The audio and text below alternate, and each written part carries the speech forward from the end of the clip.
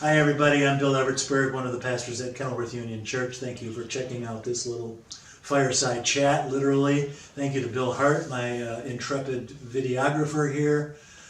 Kathy is serving as my cue card holder.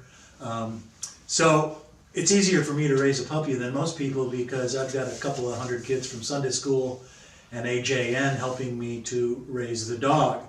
But during this quarantine time, the kids haven't been able to check his progress every day like usual, like we were doing before the quarantine. They would watch him get smarter and quicker and bigger with me. And so I'm going to be checking in with you maybe weekly from now on so that the kids can stay in touch with Doogie and check his progress, and so that I can talk to the adults. There we go. Okay. So as you heard, that was my first minute from my first fireside chat from March 25, 2020. Now here we are, a year and a week later. As you heard, I had two objectives when I started posting these weekly conversations.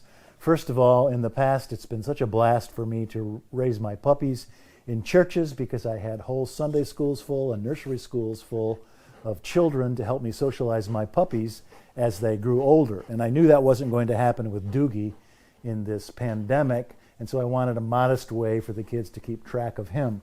Also, secondly, and more importantly, I wanted to communicate with you because, you know, a preacher without a congregation is sort of like Kim Kardashian without a camera or Bruce Springsteen without a sold-out arena. Well, not exactly, but you see my point. When you're recording these fireside chats with nobody but your cameraman and your dog, or when you're preaching a sermon to an empty sanctuary, it's never quite clear that you're getting through. So you might remember that brilliant film Gravity, where Sandra Bullock plays Dr. Ryan Stone, a scientist aboard a space shuttle that's been disabled in a space accident. So she's out there all by herself. She's running out of oxygen.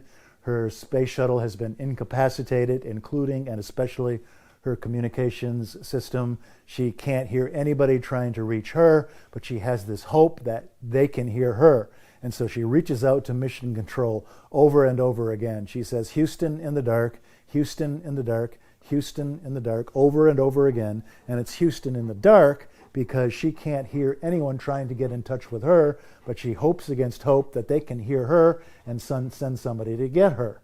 And to be honest, I've sort of felt a little like Sandra Bullock / Ryan Stone this past year. Kenilworth Union in the dark, Kenilworth Union in the dark. I'm not feeling sorry for myself. Well, I guess I am a little bit. I know that this is nobody's fault but this infernal virus's.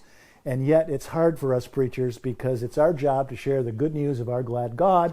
And when it's not clear that we're getting through with that good news, we don't feel like we're being faithful to our mission.